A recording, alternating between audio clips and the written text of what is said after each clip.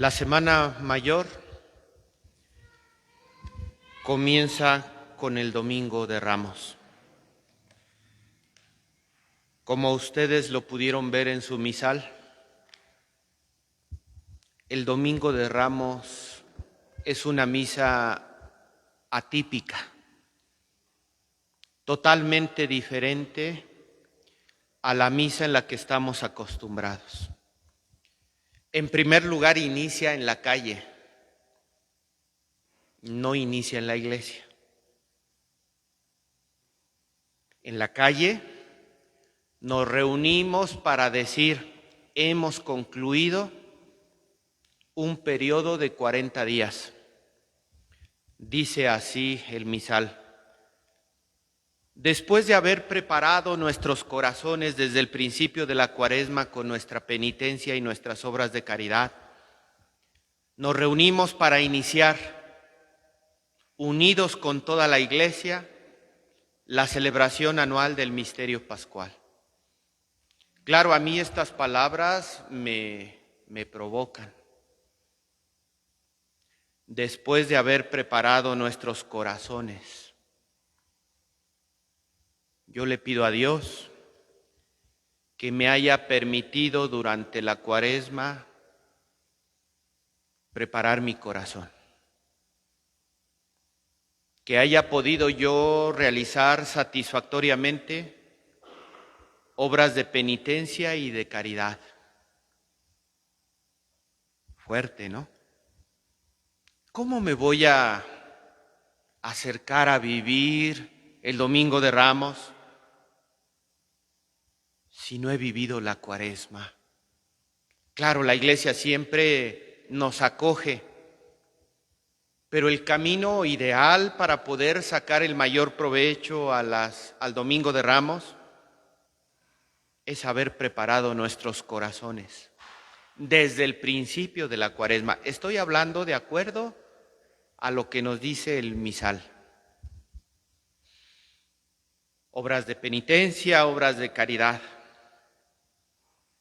Y a partir de ahí, algo que no resulta menos importante,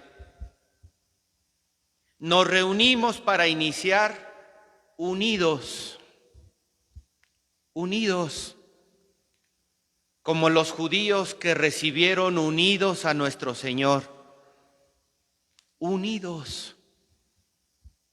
El don de Dios es el don de la paz, y el don de la paz que Dios nos da es un signo de unidad. Por eso cuando la Santa Misa nos dice, démonos como hermanos, un signo de paz, en realidad lo que estamos nosotros expresando es un signo de unidad. Llegar a la celebración de la Semana Santa en unidad con mi Iglesia, para la celebración anual del Misterio Pascual. Y ahí es donde yo quiero subrayar esta meditación. El Misterio Pascual. Toda nuestra fe, absolutamente todo lo que vivimos en nuestra religión, los actos de culto, las celebraciones litúrgicas, nuestras actividades pastorales, absolutamente todo tiene su origen y fundamento en el misterio pascual. Si no nos apoyamos en el misterio pascual, lo demás no tiene un cimiento firme. ¿Y qué cosa es el misterio pascual? La pasión, la muerte y la resurrección de nuestro Señor Jesucristo. En eso se apoya nuestra fe, en eso se apoya nuestra vida cristiana, en eso se apoya nuestro rito litúrgico. Por lo tanto, ¿conviene o no conviene disponernos a renovar en nuestra vida el misterio pascual? ¿Conviene o no conviene? Que nuestra experiencia del misterio pascual no quede anclada en lo que alguna vez viví en un retiro, o lo que alguna vez me dijo un padrecito hace quién sabe cuántos años, o en lo que yo viví en mi ministerio hace no sé cuántas décadas. La experiencia del misterio pascual se debe de renovar día con día. Y lo que hemos vivido en el pasado nos debe de ayudar para vivir mejor el presente. Ayer, por ejemplo, nosotros que celebrábamos la liturgia del Domingo de Ramos, hicimos una misa solemne. Nos dimos cita a las 9:20 de la mañana y comunicamos por Facebook, por WhatsApp, por los grupos de ministerios, por todas las redes sociales posibles y por haber en nuestro tablero electrónico. ¿Cuántos valoramos ese acto solemne litúrgico? Y dijimos, voy a celebrar la misa solemne. Y recuerden que la misa del Domingo de Ramos no empieza en la iglesia. ¿Dónde dijimos que empieza la misa del Domingo de Ramos? El sacerdote celebra un evangelio hermosísimo que le da sentido a todo el Domingo de Ramos. Cuando los discípulos y Jesús se aproximaban a Jerusalén al llegar a Betfagé, un caserío que tal vez no salía en los mapas, junto al monte de los olivos. O sea, el signo de que nosotros nos salimos de la iglesia es para imitar el signo que hizo Jesús cuando ni siquiera estaba dentro del monte de los olivos, sino en un pueblito X. Pero a partir de ese pueblito X, que en los mapas no lo reconocen y que todo el mundo desprecia, a partir de ese pueblito X comenzó el camino de nuestro Señor hacia Jerusalén para darnos la salvación. ¿Cuántos de nosotros despreciamos ese pueblito X? Ay, no, ¿yo qué voy a salir al solazo? Yo escuché muchas voces que decían, es que hace mucho calor. Pero yo, ¿cómo voy a ir? Además, a mí me toca leer. Pues yo, ¿cómo me voy a ir a ensuciar allá afuera? Yo quiero estar bonito y guapo y oliendo rico para cuando me toque mi servicio, porque miren, así debo de ejercer mi servicio. ¿Y qué es lo que en realidad vale? ¿Y qué es lo que en realidad nos envuelve en el caminar con Cristo? Ay, no, es que me duelen los huesos. Pues ahora ya a todo mundo le duelen los huesos. Yo les decía ayer en una misa, mira hermano, hermana, ¿cuántas personas moribundas? ¿Cuántas personas que no se pueden levantar de su cama quisieran tener siquiera la oportunidad de salir a caminar para que les diera el sol? ¿Y cuántos de nosotros que sí podemos, lo despreciamos? Pero no solamente despreciamos esta oportunidad de vida que Dios nos da, sino despreciamos el sentido litúrgico que podemos ganar con la celebración del Domingo de Ramos. Y después de lo que yo vi el día de ayer, el Espíritu Santo me animó a compartir esta reflexión. Ayer que estaba en misa, veía dos extremos muy pronunciados. La gente que nunca viene a misa.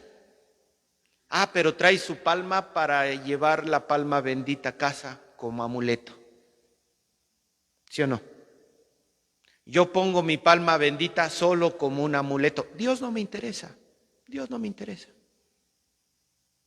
Yo por eso les decía, cuidado si ponen su palma en la puerta, porque si es para alejar al demonio de su casa, no vaya a ser que luego no los deje entrar a ustedes. Ay, pongo mi palma para que el enemigo no se acerque a mi casa, pues cuidado. Un extremo, pues, de gente muy alejada, que solo cae en el consumismo de comprar la palma más bonita para ponerla de decoración en su casa. Pero bueno, finalmente, pues ellos sabrán lo que hacen con su vida. Pero el otro extremo, que yo también percibía el día de ayer, y que a mí más me interpela como párroco de una comunidad cristiana, los que nos decimos cerca de Dios, los que nos decimos metidísimos en la vida de la iglesia, pero en todo el día no los vi coger una palma. ¿A cuántos monaguillos vieron con su palma en la mano?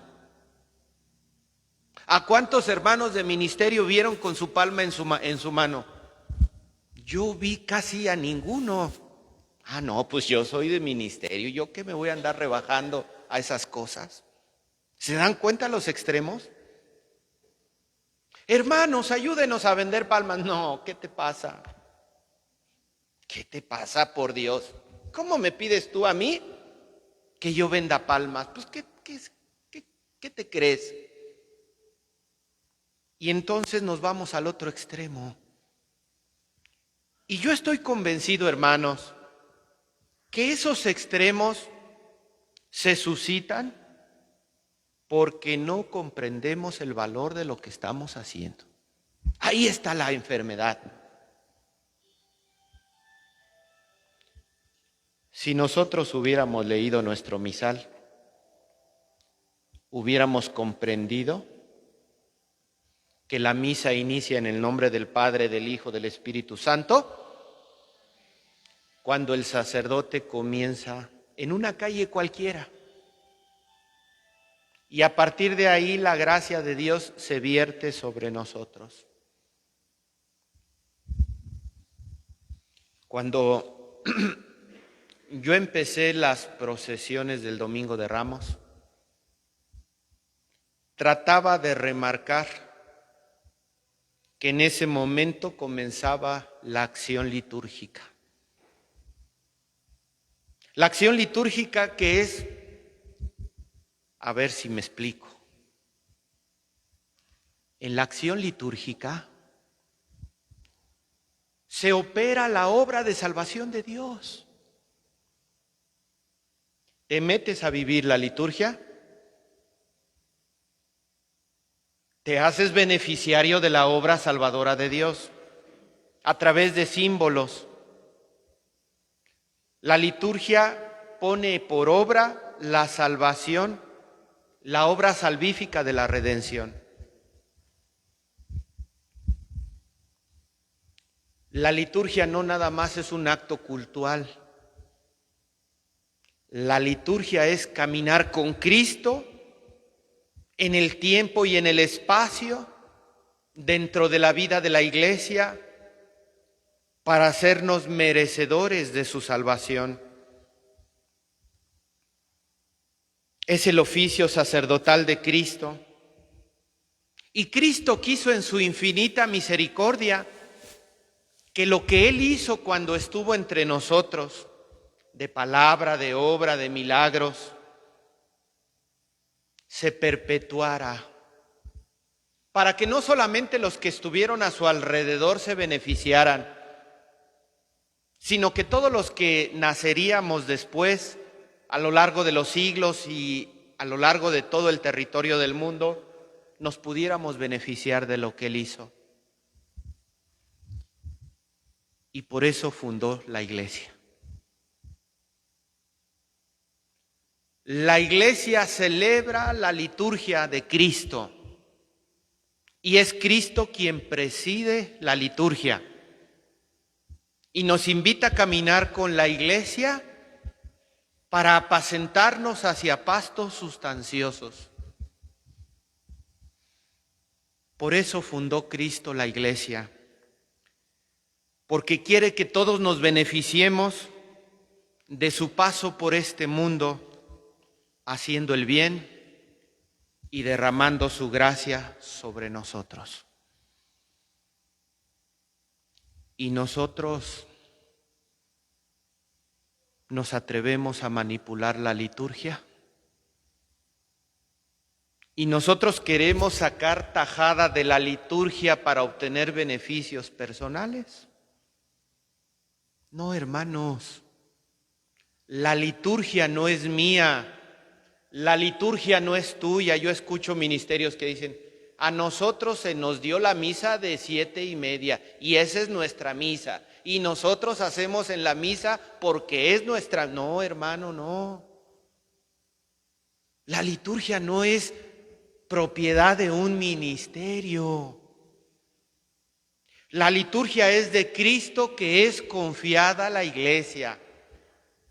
Abusos verdaderamente litúrgicos es cuando tú quieres manipular la liturgia porque crees que es tuya y quieres sacar provecho de ello. Yo creo que ese es el abuso litúrgico que verdaderamente afecta a nuestra comunidad. Y lo digo por todas las misas de ayer. A quienes les tocaba la liturgia, no deberían de haber estado con el sacerdote desde el momento que inició en el nombre del Padre, del Hijo y del Espíritu Santo. Claro, hay algunos enfermos que me han dicho, Padre, yo estoy enfermo, yo no puedo. Perfectamente dispensados. Pero hermanos, hermanas, ¿no deberíamos nosotros de valorar verdaderamente lo que es la liturgia? Si nosotros no lo hacemos, ¿ustedes creen que la gente que venga de fuera lo va a hacer? Si la gente que viene de fuera no ve a nuestros ministerios con un ramo alabando a nuestro Señor, ¿qué creen que va a pensar? Yo de verdad, ayer yo no vi servidores que en misa tuvieran su ramo en la mano. Son signos. Hablamos de la liturgia, ¿no? La liturgia opera a través de signos visibles para manifestar la gracia invisible de nuestro Señor. Cuando llegaban los reyes, el rey Salomón, el rey David, triunfantes en Jerusalén, ¿cómo los recibía el pueblo? Con palmas y con ramos, porque ellos venían a salvar a Israel de los enemigos, de los filisteos, de los traidores, de los que querían hacerle daño al pueblo, y veían en David a su Salvador. Yo les decía ayer, a nosotros Jesús, más que venirnos a salvar de otros pueblos que nos quieren oprimir, nos viene a salvar de un opresor que es más poderoso que cualquier poderoso de esta tierra, del enemigo de Dios. Jesús nos viene a salvar del pecado. Si yo sé que la liturgia me permite vivir como si estuviera yo en Jerusalén caminando con Jesús, y que no solamente me viene a salvar del gobierno, ojalá, pero no me viene a salvar de eso, me viene a salvar de algo más peligroso, de algo más dañino para mi vida, algo que no me permite adorarlo en espíritu y en verdad. ¿Qué cosa es? El pecado. No seré capaz yo de agarrar una palma. Le digo a un monaguillo, deténme tantito mi palma porque estaba creo que agarrando la cruz. ¿Dónde quedó mi palma? No sé. ¿Y ustedes no tienen palmas? No. Y veo a los papás y veo a los servidores. No, tampoco. ¿No estamos viviendo la liturgia? ¿No son signos visibles de la gracia invisible? ¿O no somos conscientes de lo que estamos celebrando? Y el Domingo de Ramos solo es la entrada. Solo es la entrada a la celebración de la Semana Santa. Y son signos sencillitos los del Domingo de Ramos. Los signos más fuertes vienen el Jueves Santo, el Viernes Santo. Hermano, hermana, si no comprendes los signos del Domingo de Ramos, vas a comprender los del Jueves Santo. Vas a comprender los del Viernes Santo. ¿Qué vino a hacer Jesús a esta tierra? Ayer lo pregunté en todas las misas. Y todos me dijeron, vino a salvar al hombre. ¿Y de qué vino a salvar al hombre? Del pecado. ¿Y en qué momento lo salvó? Cuando murió en la cruz derramando su sangre por nosotros. ¿Está bien esa respuesta? Sí. Pero es una respuesta simple. Es como cuando yo le pregunto a los catecúmenos, ¿quién es la Santísima Trinidad? Dios Padre, Hijo y Espíritu Santo. Perfecto, está bien contestado, sí, pero es muy simple. Luego les pregunto, ¿qué hizo el Padre? Creó. ¿Qué hizo el Hijo? Salvó. ¿Qué hizo el Espíritu Santo? Santificó. ¿Está bien contestado? Sí. Ojalá que todos nuestros niños de catecismo sepan responder así. Pero la liturgia nos invita a ver la obra de Dios más a profundidad. Cuando miramos a Jesús en el Getsemaní, cuando miramos a Jesús a punto de morir en la cruz, en sus palabras, en sus expresiones, nos enseña algo que a veces se nos olvida. Él vino a tributar culto a su Padre. Algo que a veces no apreciamos nosotros es que Jesús se hizo hombre para que siendo hombre pudiera adorar a su Padre en espíritu y en verdad. Qué bonito, ¿no? Y nosotros vemos la custodia y sabemos que es Jesús. Y donde vemos que está una custodia manifiesta con Jesús, debemos comprender que en una custodia manifiesta el Hijo está dando culto a su Padre. Yo luego me preocupo mucho porque dejan solo a nuestro Señor y exponemos el Santísimo. Y yo les digo, hermanos, no dejen solo a nuestro Señor. Claro, no todos. Hay a muchos que sí les gusta venir a ver a nuestro Señor. Y ahora que estaba yo haciendo esta meditación dije, pues sí, pero nosotros creemos que lo dejamos solo, cuando en realidad Él está dando tributo a su Padre. Porque Él a eso vino. Jesús está adorando a su Padre en espíritu y en verdad. Pero Dios nos ama. Ya hay un sacerdote que celebre la misa, pues ya, pero no. La obra de Dios, si bien inicia con el tributo del Hijo hacia el Padre, para que Jesús glorifique al Padre, no acaba ahí. Una primera etapa es que Jesús vino a glorificar a su Padre en espíritu y en verdad. Pero una segunda etapa es que Jesús quiere que nosotros también lo glorifiquemos a Él como Él glorifica a su Padre. Porque cuando nosotros glorificamos al Hijo, ¿a quién estamos nosotros glorificando? Al Padre. ¿Cuánta es su generosidad y su amor? Que siendo Hijo nos quiere ayudar para que nosotros nos hagamos hijos, y siendo hijos como Él, también nosotros glorifiquemos a nuestro Padre. Dicho de otra manera, si Jesús en un primer momento vino a glorificar a Dios y nosotros somos imitadores de Jesús, ¿cuál debería de ser una de nuestras metas principales en la vida?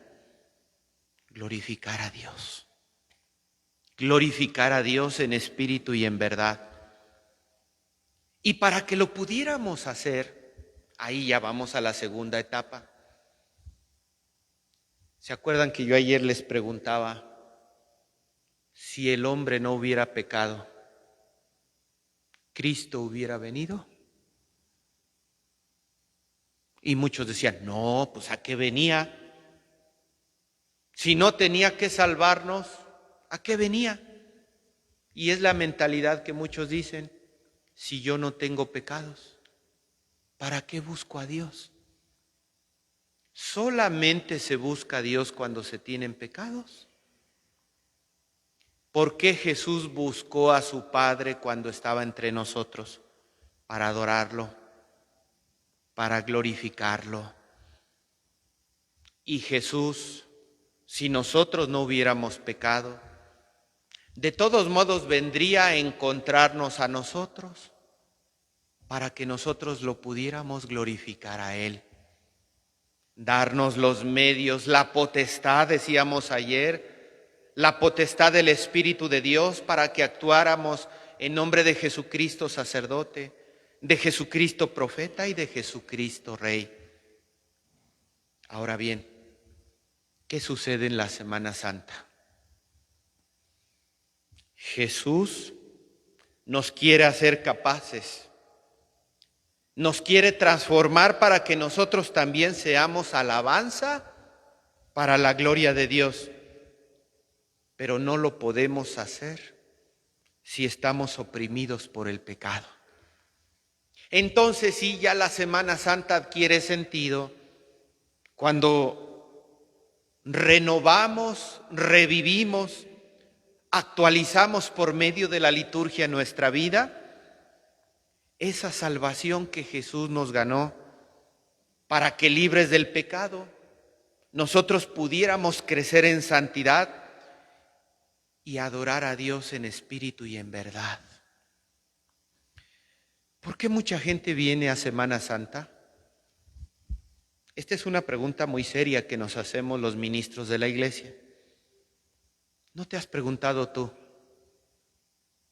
por qué la gente viene en Semana Santa y la pasión de Cristo provoca tantísimos sentimientos? Pero pasa la Semana Santa y no los vuelves a ver. ¿No será que en el fondo la mentalidad de la gran mayoría de personas es, pobre Diosito, todo lo que hizo por mí para perdonarme los pecados? Ya me perdonó los pecados, ahí nos vemos. Ahí nos vemos. Pues ya me perdonó los pecados, ya se cumplió todo. Y muchos creen equivocadamente que cuando Dios te perdonó tus pecados, ahí acabó la obra de la salvación. La voluntad de Jesús es que así como Él adoró a su Padre en espíritu y en verdad, así también nosotros lo hagamos. Pero para poderlo hacer necesitamos crecer en santidad, transformarnos personalmente, tanto en el ámbito moral como en el apostolado, como en el servicio al Señor. Y esto nos abre otro panorama, último elemento que toco. Nuestra concepción de lo que sucede la Semana Santa a veces también está distorsionada, porque creemos en un nivel muy primario que la Semana Santa solamente es el paso del pecado a la gracia. Claro, ojalá Ojalá que todos los feligreses de esta parroquia vivieran ese paso. Daría mi vida sacerdotal para que así fuera. ¿Se imaginan que todos los hermanos de este territorio parroquial dijeran, me voy a confesar? Y el Jueves Santo ofrezco mi comunión como una alabanza al Señor. Hermoso. Decimos que la liturgia es una actualización. Lo que vivió Jesús se sigue actualizando. Yo te aseguro que antes de la pandemia vivías la liturgia de una manera. Con la pandemia se nos privó de muchas cosas. Ahora, después de la pandemia, ¿cómo debemos vivir la liturgia? Algunos dicen, hay que regresar a recuperar como la vivíamos antes. Yo les digo, no, hay que vivirla todavía mejor que antes. Porque como la vivíamos antes, más la experiencia de la pandemia, ¿no sería para vivirla todavía con mayor intensidad? ¿O tú qué dices? Y se actualiza cada vez que celebramos la Semana Mayor. Mira, Jesús vivió su Pascua. ¿Ves que el día de hoy, me parece que el día de hoy, nos dice 6 días antes de la Pascua de los judíos? ¿Qué nos dice el evangelista San Juan? Los judíos tienen su Pascua. Jesús vivió su Pascua. ¿Cuál fue la Pascua que vivió Jesús? El paso de este mundo a la gloria de su Padre Dios en el cielo. Esa es la Pascua definitiva que Jesús vivió. Su paso de este mundo a la gloria de nuestro Padre Dios en el cielo. Y nos marcó el camino que todos estamos llamados a vivir cuando salgamos de este mundo. ¿Qué tan preparados estamos para vivir la Pascua definitiva? Pero mientras nos llega la Pascua definitiva a cada uno de nosotros,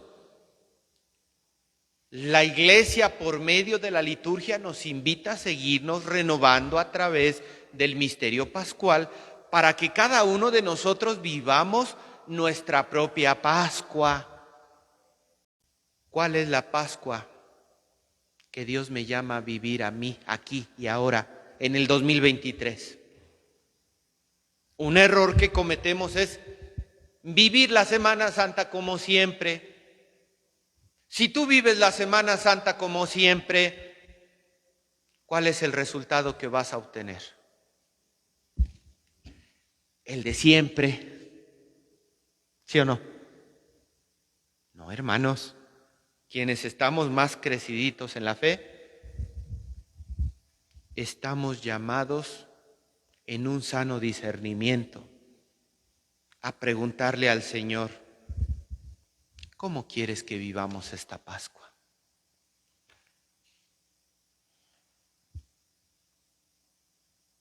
Se acercan a Jesús los discípulos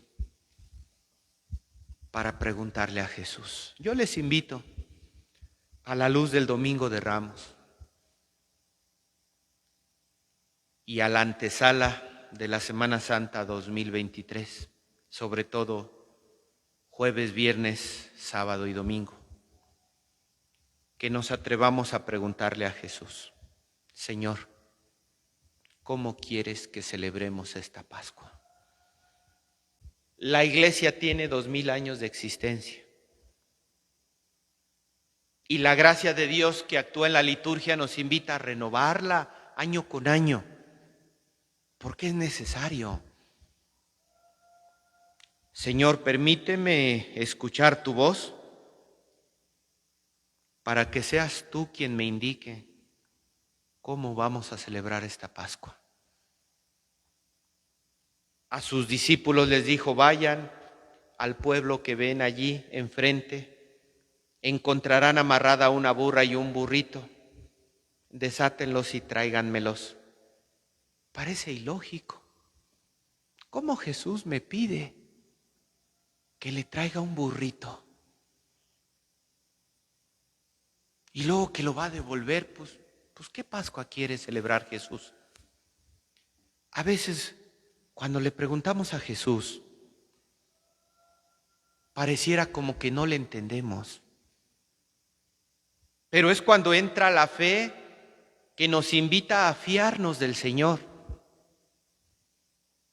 El Señor sabe por qué nos lo pide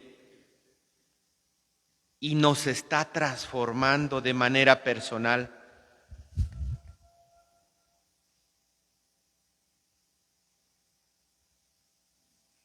Y todo eso lo lleva a cabo a través del culto litúrgico. ¿Cómo voy a vivir esta Semana Santa? Yo lo que les puedo dejar como una invitación abierta, que la vivamos insertados plenamente en la liturgia. Porque en la liturgia es Cristo quien nos conduce por medio de su iglesia. No hay pierde, hermano, no hay pierde. Que valores todos esos signos visibles y palpables de la gracia invisible y santificante que Dios quiere derramar sobre nosotros. Que no desprecies aquellos elementos que por muy insignificantes que parezcan, son capaces de conducirnos a la salvación.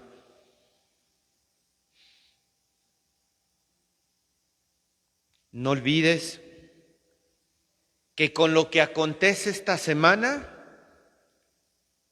la Iglesia renueva todo su ser y toda su existencia. Del costado abierto de Cristo brotó la Iglesia. Del costado abierto de Cristo brotaron los sacramentos. Del costado abierto de Cristo se alimentan los catecúmenos. Nos alimentamos nosotros y a través de ellos alcanzamos la salvación. Pues yo hasta aquí le dejaría. Espero que haya servido como una motivación para que nos adentremos a vivir en ese espacio sagrado que Dios nos ofrece, que es la liturgia, la Semana Santa. Y que la vivencia de la Semana Santa nos permita renovar en mi vida, en mi forma de vivir mi fe, en mi forma de vivir mi ministerio, en mi forma de relacionarme con Dios. Renovar esa salvación que Dios quiere actuar en mí. Y que no te conformes con decir, ya estoy perdonado. Esa es la primera parte. La segunda parte es cuando el Señor nos dice, levantaos, vamos. Está en el huerto de los olivos y le dice a los discípulos que se estaban durmiendo, levantaos, vamos. Le dice a Lázaro, levántate, levántate y camina. Que nos demos cuenta que después de perdonarnos los pecados, el Señor nos dice, levántate, levántate porque ahora tú vas a caminar conmigo. Ahora tú como yo vas a glorificar a nuestro Dios en espíritu y en verdad. Y como iglesia, ¿cuál es la misión fundamental de la iglesia? Evangelizar. Y como iglesia, lo que Jesús hizo contigo, tú lo vas a llevar con los demás que están alejados de Jesús.